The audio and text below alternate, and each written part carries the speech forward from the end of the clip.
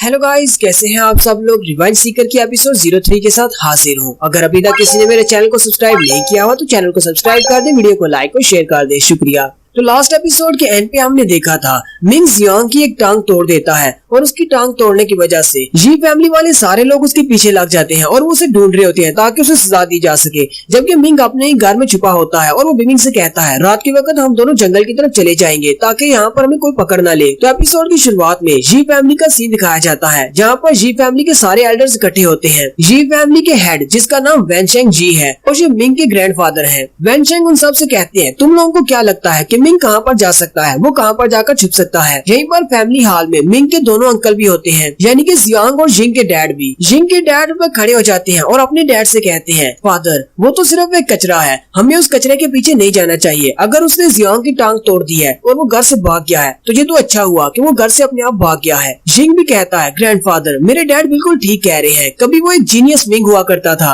लेकिन अब तो बिल्कुल वो एक कचरा है, हमें उसके बारे में इतना ज्यादा परेशान होने की जरूरत नहीं है। और ये बात आप अच्छी तरह से जानते हैं ग्रैंडफादर, मैंने आपके कहने पर उसकी मेरिडियंस को कट किया था ताकि वो सारी जिंदगी कल्टीवेट न कर सके। अब वो एक कचरे के अलावा और कुछ भी नहीं है, उसे घर से भागना है तो भागने दे, हमारी फैमिली में एक कचरा कम हो जाएगा। ग्रैंडपा उसे कहते हैं मुझे इस बात से कोई फर्क नहीं पड़ता कि वो अपनी बॉडी को कल्टीवेट कर सकता है या नहीं, लेकिन मैं नहीं चाहता कि वो घर से भागकर मैपल लीफ सिटी में चला जाए और वहाँ पर जाकर हांग फैमिली वालों से सारी बात को जान ले कि वहाँ पर क्या हुआ था, उसके फादर और मदर की मौत कैसे हुई थी। अगर उसने हांग फैमिली वालों से इस बारे में पूछा और हांग फैमिली वालों ने उसे इस सारे बारे में बता दिया तो इससे हमारी जी फैमिली को बहुत ही भारी नुकसान उठाना पड़ सकता है। जियांग के डैड गुस्सा हो जाते हैं और उन सब से कहते हैं ये सब कुछ तुम्हारे लोगों की वजह से हुआ है, तुम लोगों को उसके ऊपर तरस आ गया था। अगर उसके मॉम डैड के साथ इस लड़के को भी मार दिया होता तो आज हमें ये दिन न देखना पड़ता। और अब जरा देखो तो सही उस लड़के की हिम्मत कितनी ज्यादा बढ़ गई है, उसने मेरे प्यारे बेटे जियांग की टांग तोड़ दी है। एक बार वो लड़का मुझे मिल जाए, उस दिन तो तुम लोगों ने उसे जिंदा छोड़ दिया लेकिन मैं उसे मार डालूंगा। जिंग के डैड उसे कहते हैं ब्रदर तुम्हारे लिए ये बात करना बहुत ज्यादा आसान है लेकिन ये करना बहुत ज्यादा मुश्किल है। वो जी हुई का बेटा है जो कि हमारा भाई था, कोई भी अपने भतीजे को न अपने हाथों से नहीं मारना चाहेगा। हम में से किसने सोचा था कि वो तुम्हारे लड़के की टांग तोड़कर यहाँ से भाग जाएगा। और वैसे भी उसके डैड को तो चलो हम लोगों ने मार डाला लेकिन उसकी मॉम ने तो कुछ भी नहीं किया था। और यहीं पर जिंग के डैड कुछ बताने लगते हैं जियांग के डैड ने शायद उसकी मॉम को मारा है, लेकिन उनके ग्रैंडफादर उनको वहीं पर चुप करवा देते हैं और साथ ही वो जिंग के डैड पर चिल्लाते हुए कहते हैं तुम्हारी हिम्मत कैसे हुई जियांग के डैड पर ये सारा इल्जाम लगाने की, जबकि ये सब कुछ तुम्हारी वजह से हुआ है। अगर तुमने ये सब कुछ नहीं किया होता तो आज जी हुई जिंदा होता। हांग फैमिली के यंग मास्टर को वैशाहाना के अंदर नशे की हालत में तुमने मारा था कि तुम्हारी जगह पर हमें जी हुई को बलि का बकरा बनाना पड़ा, मिंग के डैड को मारना पड़ा सिर्फ तुम्हें बचाने के लिए। जिंग के डैड काफी ज्यादा उदास हो जाते हैं और कहते हैं डैड आपने ये सब कुछ मेरे लिए नहीं किया बल्कि जी शेंग के लिए किया है। जी शेंग भी ग्रैंडफादर का एक पोता है लेकिन वो घर छोड़कर चला गया है, यहाँ पर कई बार गायब हो गया है, उसके बारे में कुछ भी नहीं पता। ग्रैंडफादर उसे कहते हैं तुम अपनी बकवास बंद करो, तुम जी शेंग के साथ अपने आप को कैसे कंपेयर कर सकते हो। जी शेंग तुमसे 1000 गुना ज्यादा बेहतर है, हमारी जी फैमिली का फ्यूचर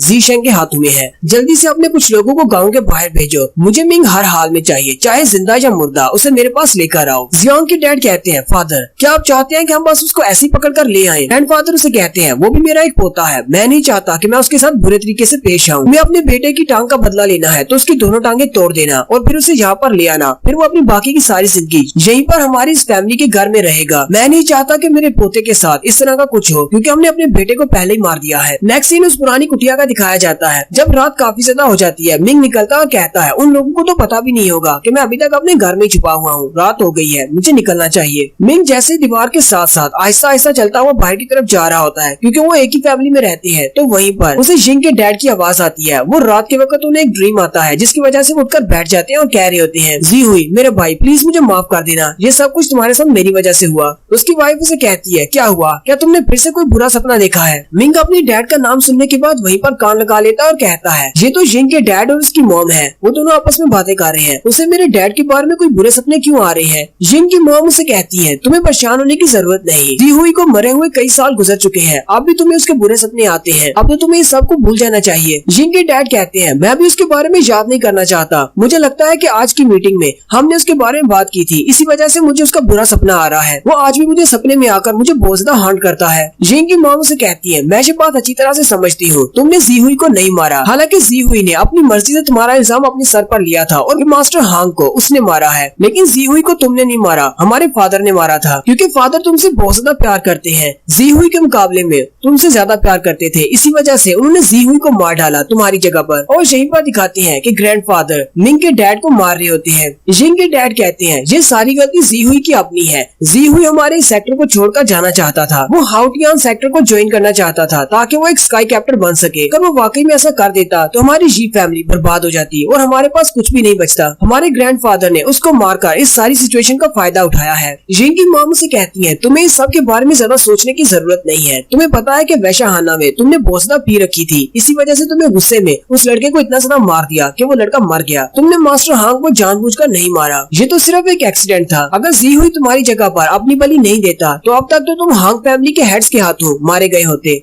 मिंग उनकी सारी बातें सुन लेता और काफी ज्यादा हैरान होता है। मिंग कहता है तो इसका मतलब मेरे अपने ही दादाजी ने मेरे डैड को मारा है, यानी कि अपने ही बेटे को मार डाला, वो भी अपने दूसरे बेटे की जान बचाने के लिए। मेरे डैड को बलि का बकरा बनाया गया है। उसी वक्त जिंग के डैड को भी कुछ महसूस होता है, जैसे बाहर कोई उनकी बातें सुन रहा है। वो जल्दी से आकर दरवाजा खोलते और कहते हैं कौन है यहाँ पर, लेकिन मिंग वहाँ से भाग जाता है। मिंग भागता हुआ गली के अंदर चला जाता है। अब मिंग काफी ज्यादा गुस्से में है, क्योंकि पिछले कई सालों से वो हांग फैमिली से बदला लेने के फिराक में है कि कब वो मैपल लीफ सिटी जाएगा और हांग फैमिली से बदला लेगा। लेकिन आज उसे पता चल रहा है कि उसके अपने ही दादाजी ने उसके डैड को मारा है। मिंग बिमिंग से कहता है मुझे बहुत ज्यादा स्ट्रॉन्ग बनना है, तुम्हारे पास चाहे कोई सा मेथड हो, कितना ही पावरफुल क्यों ना हो, कितना ही दर्द देने वाला क्यों ना हो, मैं उस मेथड को सीखूंगा और अपनी बॉडी की कल्टीवेशन को बहुत ज्यादा बढ़ाऊंगा ताकि मैं इन सारे जी फैमिली वालों से बदला ले सकूं। बिमिंग उसे कहती है ठीक है मास्टर। फिर वो दोनों जंगल की तरफ चले जाते हैं। मिंग उस जंगल में जाने के बाद हीवन स्ट्राइकिंग फुटवर्क टेक्निक को प्रैक्टिस कर रहा होता है। वो उसके फर्स्ट स्टेप जिसका नाम फ्लैश स्टेप है उसको प्रैक्टिस करने की कोशिश कर रहा है। मिंग क्योंकि जबरदस्ती अपनी बॉडी को कल्टीवेट करने की कोशिश कर रहा है और वो बिना आराम किए ये सारी टेक्निक सीखने की कोशिश करता है। इसी वजह से दिखाते हैं कि उसके पाँव की सारी वेन्स भी फूल जाती है और उसके पाँव के अंदर से ब्लड निकलना शुरू हो जाता है, क्योंकि उसके पाँव के ऊपर बहुत ज्यादा प्रेशर पड़ता है जब वो फ्लैशिंग स्टेप को सीख रहा होता है। बिमिंग उसे कहती है मास्टर आपने 7 बार इस टेक्निक को फेल कर दिया है, हर बार आपकी टांगे बहुत ज्यादा जख्मी हो जाती हैं। मैं तो आपसे यही कहूंगी कि आपको इस टेक्निक को नहीं सीखना चाहिए, क्योंकि ये आपके लिए नहीं बनी, ये बहुत ज्यादा पावरफुल है। अगर इसी तरह चलता रहा तो आप तो चलने के काबिल नहीं रहेंगे। मिंग उसे कहता है नहीं, मुझे बदला लेना है और बदला लेने के लिए मैं किसी भी हद तक जाने को तैयार हूँ। चलो जल्दी से मुझे हील कर दो, मुझे एक बार और ट्राई करना है। बिमिंग आगे बढ़ती है और अपनी पावर्स को यूज करते हुए उसकी बॉडी को हील कर देती है। मिंग कहता है मैं जी फैमिली वालों को कभी माफ नहीं करूंगा। और इसी तरह प्रैक्टिस करते करते उसे तकरीबन 15 दिन गुजर जाते हैं। 15 दिन की मेहनत करने के बाद वो फ्लैश स्टेप की इस टेक्निक को सीख लेता है। बिमिंग उसे कहती है मास्टर आपको बहुत ज्यादा बधाई हो, आपने इसके फर्स्ट स्टेप फ्लैश स्टेप को सीख लिया है। हालांकि आप इसको भी बहुत ज्यादा इम्प्रूव कर सकते हैं, लेकिन आप इसको फाइटिंग के दौरान यूज करने के काबिल हो गए हैं। बिमिंग उसे कहती है अब जबकि तुमने फ्लैश स्टेप को सीख लिया है और साथ ही तुम्हारी बेस कल्टीवेशन भी बन चुकी है, मुझे लगता है कि तुम अपनी की को गैदर कर सकते हो और अपनी की को यूज करते हुए किसी के ऊपर भी एनर्जी बॉल से अटैक कर सकते हो। मिंग अपने हाथ को ऊपर की तरफ उठाता है और अपने हाथ पर अपनी की पावर को रिलीज करते हुए कहता है क्या तुम इसको की एनर्जी कह रही हो। लेकिन जैसे ही वो उसको प्रैक्टिस करने लगता है उसके पेट के अंदर से गुड़गुड़ की आवाज आना शुरू हो जाती है, क्योंकि मिंग को काफी ज्यादा भूख लगी है। वहीं पर सामने एक हिरन होता है। मिंग कहता है पहले कुछ पेट पूजा कर ली जाए और वो आगे बढ़ता है और उस हिरन को पकड़ लेता है। नेक्स्ट सीन में दिखाते हैं मिंग बैठा उस हिरन का गोश्त खा रहा होता है और कहता है इसका गोश्त तो बहुत ज्यादा अच्छा है, मुझे नहीं पता था कि अकेले रहने में इतना ज्यादा मजा आता है। अगर मुझे पहले पता होता तो मैं तो कब का घर को छोड़कर भाग आया होता और यहीं पर इसी जंगल में अपना घर बसा लेता। और यहीं पर एक नए कैरेक्टर की एंट्री होती है जो कि एक लड़की है और एक प्रिंसेस भी है। वो लड़की पैदल चलती हुई जा रही होती है और कहती है मेरी फैमिली वाले बहुत ज्यादा बुरे हैं। हालांकि इस बात से क्या फर्क पड़ता है कि मैं गुस्से की बहुत ज्यादा तेज हूँ, लेकिन फिर भी मुझे मैनर सिखाने के लिए मुझे 15,000 किलोमीटर तक पैदल चलने की सजा देना ये तो बहुत ही बुरा है। उसके पेट में भी गुड़गुड़ हो रही होती है क्योंकि उस लड़की को भी बहुत ज्यादा भूख लगी होती है। प्रिंसेस कहती है मुझे रात गुजारने के लिए कोई ना कोई जगह ढूंढना होगी और साथ ही मुझे बहुत ज्यादा भूख भी लगी है। उसी वक्त उसे भुने हुए गोश्त की खुशबू आती है। वो कहती है ये तो बहुत ही अच्छी स्मेल है, लगता है कि यहाँ पर करीब ही कोई गोश्त भून रहा है। वो भागती हुई उस तरफ आ जाती है और एक दरख्त के पीछे छुप कर देखती है। मिंग बैठा वहाँ पर अपने हिरन का गोश्त खा रहा होता है।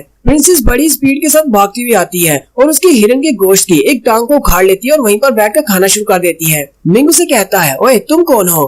प्रिंसेस उसे कहती है तुम्हारे जैसे आम और गरीब लोग मेरा नाम जानने के काबिल नहीं है, तुम इस लायक नहीं हो, इसलिए मैं तुम्हें अपना नाम नहीं बताऊंगी। मिंग उसकी बात सुनकर हैरान हो जाता है और कहता है क्या तुम्हें मैं कोई आम सा गरीब बंदा दिखाई देता हूँ? वैसे तुम्हारी चेस्ट को छोड़कर तुम्हारा बाकी सब कुछ तो मेरे जैसा ही है, तो फिर मैं कैसे एक आम इंसान हो गया और तुम एक खास हो गई? प्रिंसेस उठकर खड़ी हो जाती है और कहती है तुम तो बहुत ही बड़े बदतमीज हो, मैं एक नोबल फैमिली की लड़की हूँ और तुमसे तो कई दर्जे कई हजार गुना ज्यादा नोबल हूँ, तुम एक आम से गरीब से लड़के हो। मिंग उसे कहता है अगर तुम इतनी ही ज्यादा नोबल हो तो क्या तुम्हें मैनर्स के बारे में बिल्कुल भी नहीं पता? यहाँ पर आने से पहले तुम्हें मेरी इजाजत चाहिए थी, साथ ही तुमने मेरा गोश्त भी मुझसे छीन लिया है। क्या तुम्हें नहीं लगता कि तुम मुझसे ज्यादा बड़ी बदतमीज हो? प्रिंसेस गुस्सा हो जाती है और अपने गोश्त के टुकड़े को नीचे फेंक देती है और उसे कहती है तुम्हारी हिम्मत कैसे हुई एक प्रिंसेस को इंसल्ट करने की? मिंग उसकी बात सुनने के बाद हंसना शुरू कर देता है और कहता है अगर तुम एक प्रिंसेस हो तो फिर मैं एक प्रिंस हूँ, चलो जल्दी से मेरे सामने घुटने टेको। प्रिंसेस काफी ज्यादा गुस्सा हो जाती है और उसे कहती है तुम्हारी बॉडी के अंदर से जो एनर्जी निकल रही है उसे सेंस करके तो लगता है कि तुम अपनी ब्लड कल्टीवेशन के राम में हो, ब्लड कल्टीवेशन के लेवल 1 पर हो। चलो हम दोनों एक फाइट करते हैं, मैं तुम्हें दिखाती हूँ कि तुम्हारे आम इंसान में और हमारी जैसी रॉयल फैमिली के मेंबर में कितना ज्यादा पावर डिफरेंस है। मुझे सिर्फ एक मूव चाहिए, मैं सिर्फ एक ही मूव से तुम्हें नीचे गिरा सकती हूँ। मिंग उसे कहता है हाँ मुझे भी ये देखने में बहुत ज्यादा इंटरेस्ट पैदा हो रही है, देखते हैं कि तुम सिर्फ एक ही मूव को यूज करते हुए मुझ जैसे आम इंसान को कैसे नीचे गिराती हो। और प्रिंसेस बड़ी स्पीड के साथ उस पर अटैक करने के लिए आगे बढ़ती है और यहीं पर हमारी एपिसोड 03 का एंड होता है। एक्सप्लेनेशन अच्छी लगी हो तो कमेंट करके जरूर बताएं, चैनल को सब्सक्राइब कर दें, वीडियो को लाइक और शेयर कर दें। शुक्रिया।